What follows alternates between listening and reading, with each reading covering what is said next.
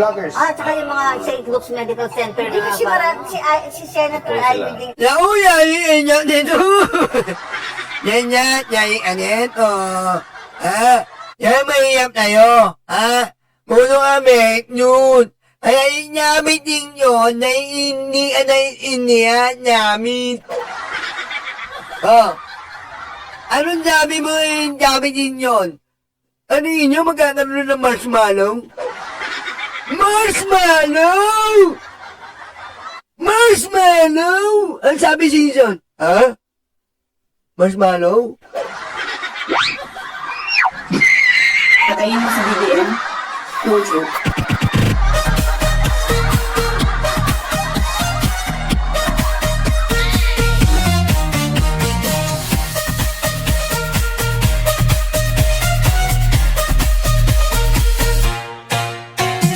Aray ko. Tinanong niya yung sabi Simpson. Halingin niyo po, mangyayari na ng marshmallow? Politics, tas naging birthday party, marshmallow? Ay, tingin niyo, marshmallow? Marshmallow na no? Marshmallow? Aray ko. Make use! Yan ang mahirap sa'yo, Jack. Tatanga-tanga ka rin eh. Kita nyo, nahihirapan kayo sa sarili nyo. Si Singson, hirap na hirap. Ano sabi na ito, marshmallow? Ano ito, kulang na lang hotdog, birthday party na. Aray ko. Jocelyn! Thank you, Jocelyn. Go, me love. Pero mo ni Singson, bingi na. Nag-usap ang bingi, tsaka bungol. Yun, ang gulo.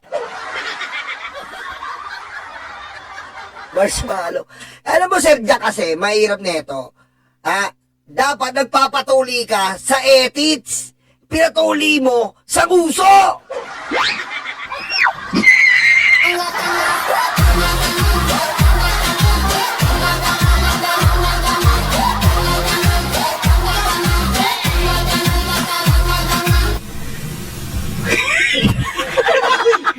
O di ba naman bobo? Ang ethics ang tinutuli, hindi yung uso.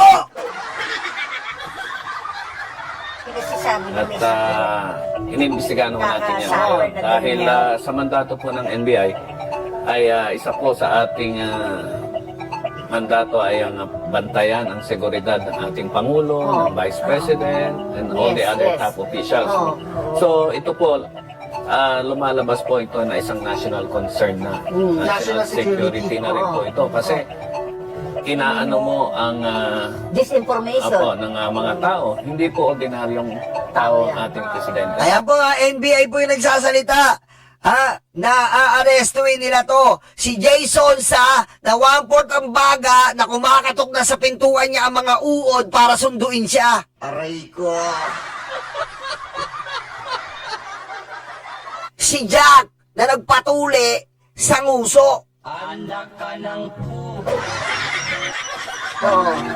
Tama po ang sinasabi na may karapatan ng tao malaman ng public health ng ating Pangulo. Pero hindi po yan nagbibigay pahintulot na kung ano-ano lang ang ilalabas natin At magkalat ng at fake magkalat news. ng fake news. Yun na yung the classic, yung meron bang St. Luke's Medical Center na parang nilagay yun. Data. Oo. Or ano po. Kaya nag-deny nga St. Luke's, we do not Siguro issue that marami kind, nagagalit, no? Kaya sila mga... Kaya yan ay ating dinidokumento ho ngayon at kung papasok ko yan sa mga cyber laws, cyber libel Anong violation. status ko? Anong status ng investigation nyo?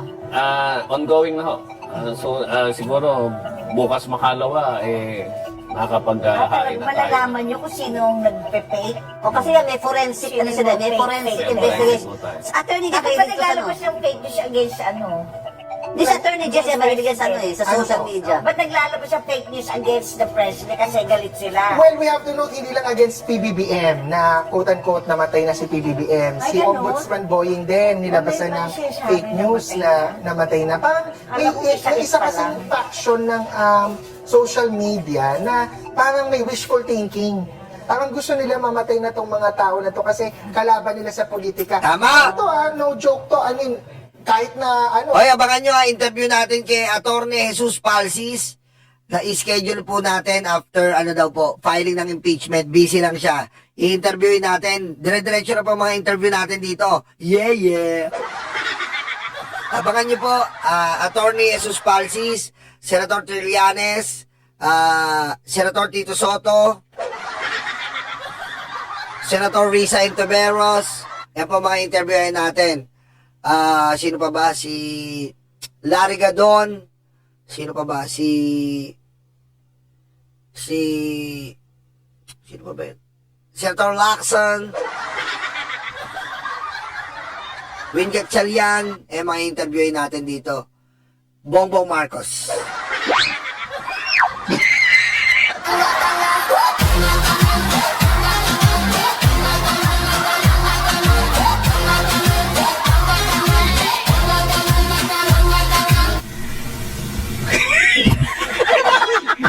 Abangan niya, pinapaayos sila kay Addictus Rex.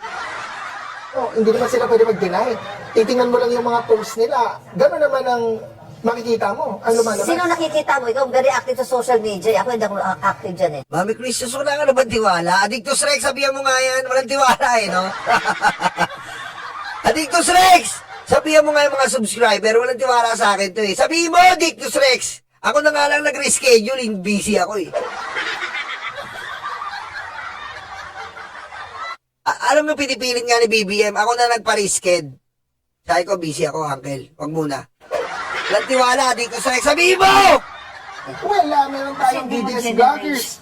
Yung kay PBBM, syempre si Jack Argota. Uy! Andyan din si Jay Sonza. Wapo, tabaga! Si Miss Lorraine Badoy. Uy! Mga naman nag-post. Sila Rombadoy, binembang!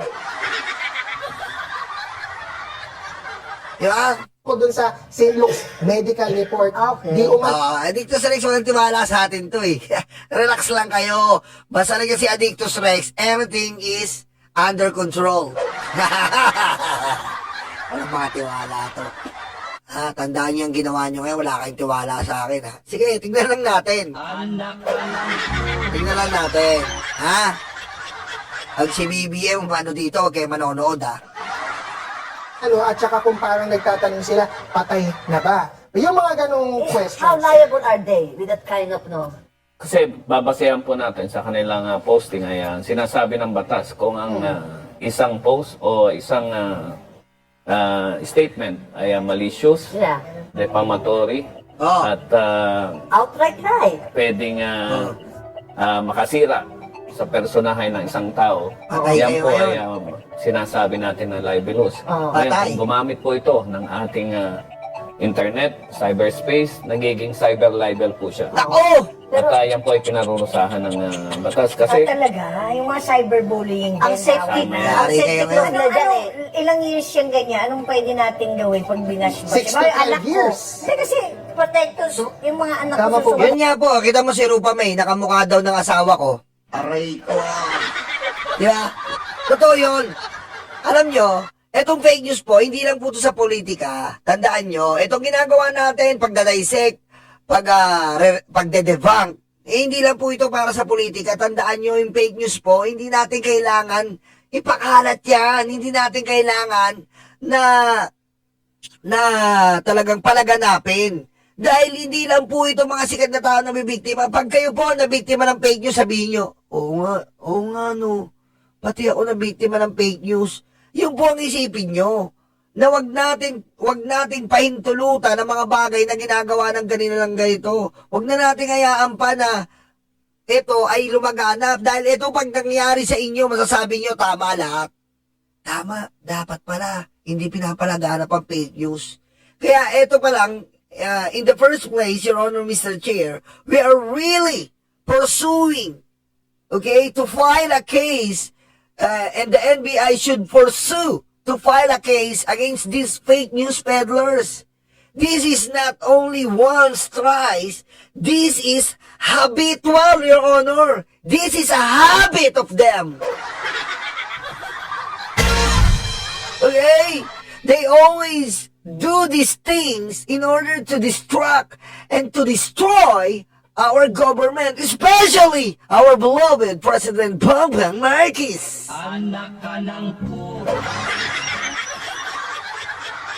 mo ko 12 sa'yo. years? Paano yun? Paano sabihin ko na report ko lang, o ito po, kailangan may ebidensya, gano'n. Kailangan pa rin natin ng ebidensya. Kaya yung may papayo natin kung kayo ay nakakatanggap ng mga ganyan, una Ayun, is parang pinipreserve hindi ka dapat naman natin yung mga ganyang statement at Screenshot, screenshot.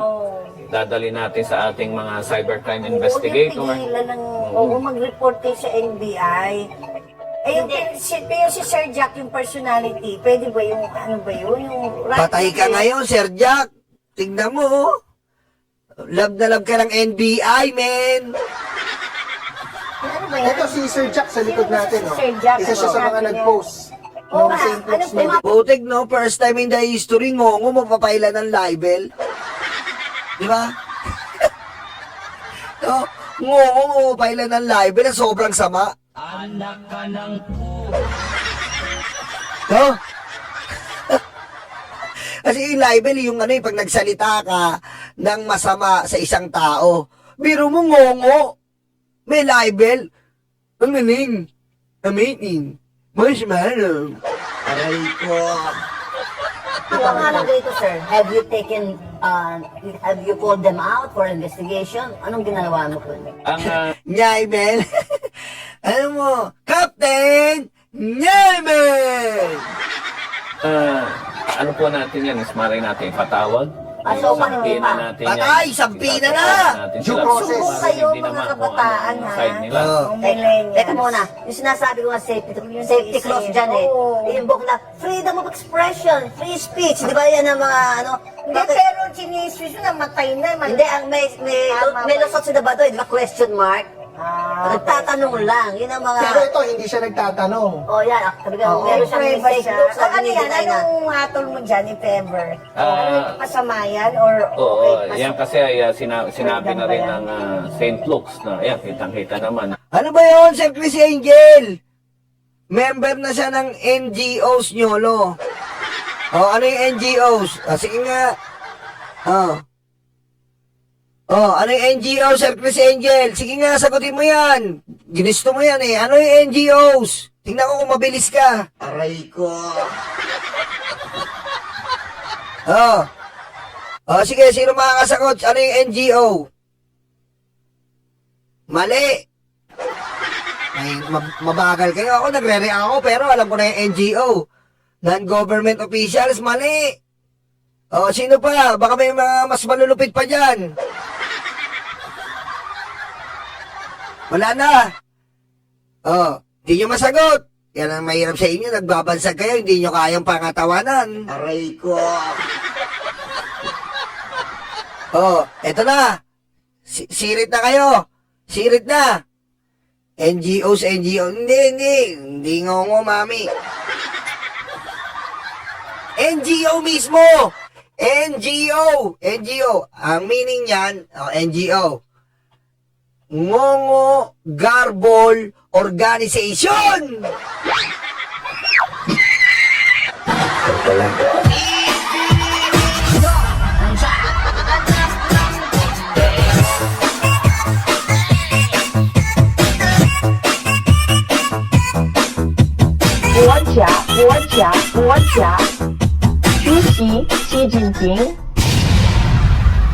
Ayan na.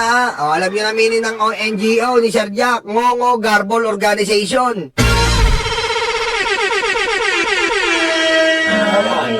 Nag-issue ng denial lang Hindi, siya. saka kawawa naman siguro yung St. Luke's, no? Hindi pa yung nahuhuli itong Jack na to? Jack of the Beanstalk. Kaya, Pero di ba, Director, may nasample na masyado kayo? si Jack of all trades. May nasample na sila ng fake news eh. Kaya, May if I mga remember nahuhuli correctly, tayong Si Sir June Abines. Jun Abines, kulong. Wala talaga no? Wala talaga. Lahat talaga palpak dyan sa mga DDS. Pegador, wala kang kawala. Pegador, kayo ay maganda. Pegador, galit sa masama.